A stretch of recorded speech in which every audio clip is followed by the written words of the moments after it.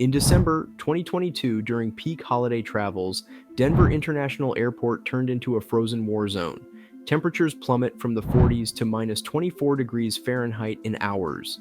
Snow swirls, winds howl, and on the tarmac, Southwest planes sit helpless. Families with wrapped Christmas gifts stare at the departure boards, lighting up with the flashing red "canceled." Business travelers miss Christmas dinners. Over 2 million passengers get stranded as more than 16,000 flights disappear over 9 days. Lines at counters stretch for football fields.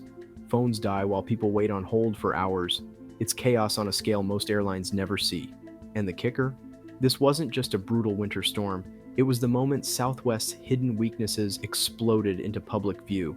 Fast forward to today, January 2026, bag fees now bite, open seating vanishes tomorrow on January 27th, and longtime fans are asking the same question: can Southwest fix what's broken before it loses everyone who loved flying with them? To find out, we've got to dig into what went so wrong in the first place. That meltdown started innocently enough with Winter Storm Elliott barreling across the Midwest. Denver's cold snap was extreme, even for the mile-high city. Planes needed de-icing to fly safely, but Southwest handled it in-house with open basket rigs. Cheaper, usually quicker in normal weather, because crews have full visibility. In sub-zero temps, though, those open baskets meant workers faced frostbite risks every few minutes. They rotated shifts constantly, slashing capacity. Competitors like United contracted enclosed de-icers from third parties and powered through with only scattered delays. Southwest's half its Denver flights grounded or massively delayed right away. But the storm wasn't the killer, the network was. Southwest's point-to-point model shines in calm skies. Direct flights between cities, quick 25-minute turns, low costs. No massive hubs mean no wasted time funneling everyone through Atlanta or Dallas, but flip the script to disruption, and it's vulnerable. A crew times out in Denver under strict FAA duty rules. The plane they were supposed to take onward sits empty in Oklahoma City. No hub buffer with spare crews nearby.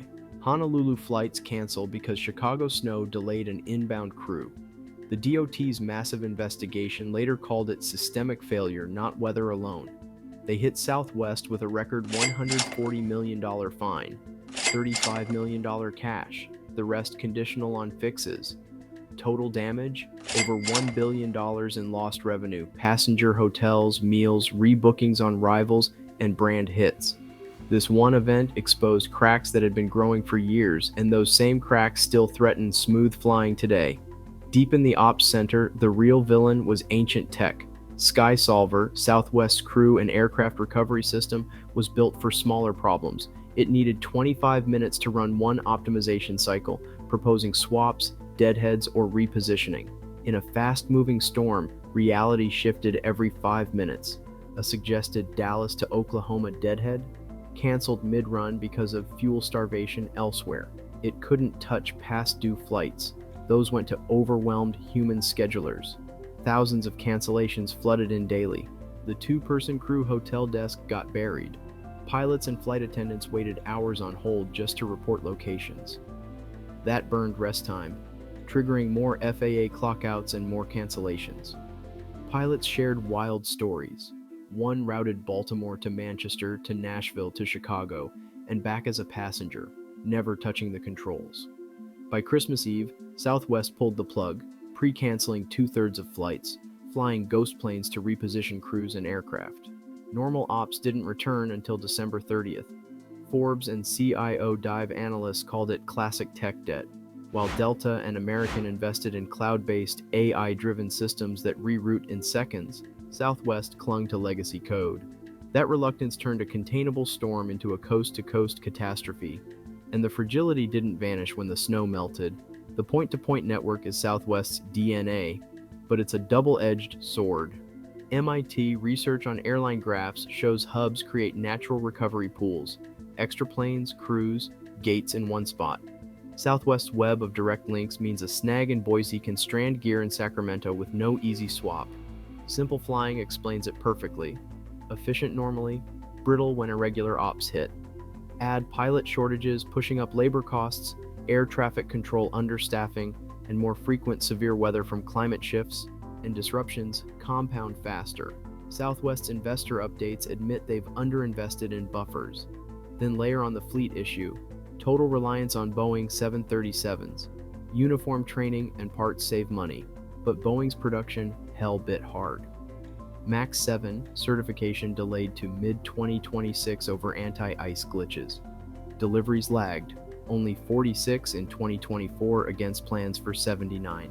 Engine reliability woes grounded more planes. Aviation Week notes rivals diversified fleets. Southwest's all-in bet left them short on seats during demand surges, cramming flights and amplifying delays. In 2025, this meant route trims and packed cabins, frustrating for anyone expecting Southwest's old easy vibe. Now zoom in on the passenger side, where the pain hits hardest. During the meltdown, rebooking was hell. The app glitched under load. Call centers overflowed. Average holds stretched to hours. Gate agents gave conflicting info. One said, wait for rebook. Another, book yourself on United. DOT complaint logs and BBB summaries pile high with tales of no hotel vouchers, lost bags, families sleeping on airport floors. Reddit's r/Southwest Airlines still has threads from survivors. No communication for 48 hours. Stranded with toddlers over Christmas. Even post-meltdown, communication lags persist in smaller disruptions. Then loyalty took a beating. Rapid rewards, once simple and generous, changed in March 2025. Wanna get away earn rate slashed, business select boosted. The Points Guy and NerdWallet tracked it. Points value dropped noticeably. A flight earning 6 times points before now earns far less on basic fares. Companion pass holders struggle more with tiered pricing. Dynamic award charts mean that $139 cash flight jumping from 9,511 points to higher overnight. No notice on some existing bookings. Flyer Talk and Reddit buzz with "I'm out," A-list members switching to Delta for predictable perks. The emotional hit? Southwest felt like family. Now it feels transactional. The breaking point came with 2025 to 2026 policy flips. Bags fly free ended for most. $35 first check bag, $45 second on bookings after May 28, 2025. Elite members and certain cardholders keep waivers, but average flyers feel the sting. Open seating, the 50-plus year hallmark, dies January 27, 2026. Assigned seats roll out with premium extra legroom upsells. Boarding shifts to group-based priority. CNBC, The Street, and Newsweek captured the fury. Betrayal. End of an era. Reddit floods with lost $4,000 in loyalty. Ex-post lament 2 iconic policies gone. Annual reports once bragged no-fee simplicity. Now Southwest mirrors legacies. Elliott's 2024 pressure accelerated it, but customers see greed over soul. Surveys beg for reversals. This ops policy collision peaked in 2022 but echoes today. Profits dipped, complaints spiked in spots. Yet recent Wall Street Journal rankings surprisingly crowned Southwest tops for fewest complaints and tarmac delays in 2025 overall. Mixed signals, but the trust crack remains wide. That 2022 meltdown wasn't isolated, it was the alarm bell for decades of deferred maintenance on systems, culture, and promises. DOT probes proved fixes were possible. CEO Bob Jordan testified, owned the failures, apologized publicly. A $1 billion tech investment pledge followed. But McKinsey warns, patchwork won't suffice.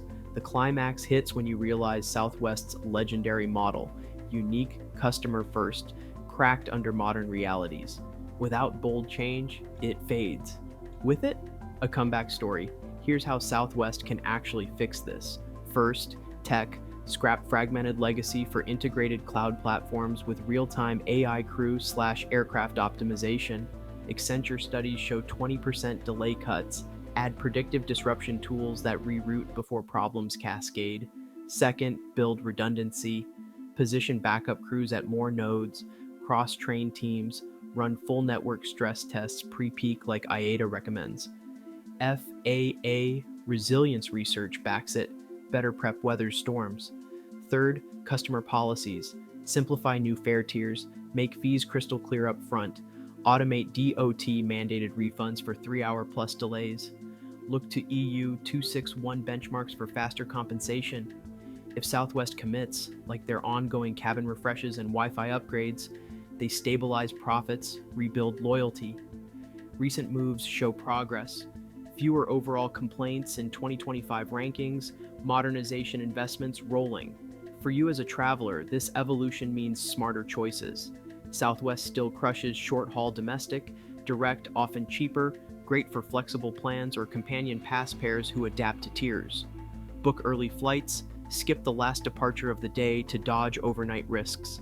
Midweek hops cut crowds, but reconsider for tight connections, holiday peaks, or weather vulnerable routes. Hubs like Delta or American offer better recovery. Protect yourself. No DOT rules. Full refunds for significant delays/cancellations. Track aircraft tail numbers via apps for swap intel.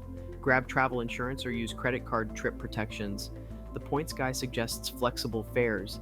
NerdWallet pushes midweek and early bookings. Southwest once felt effortless. Now it demands awareness. But if they execute these fixes, tech, buffers, transparency, the old magic could return stronger. Until then, fly informed. The skies are shifting, but savvy travelers can still win.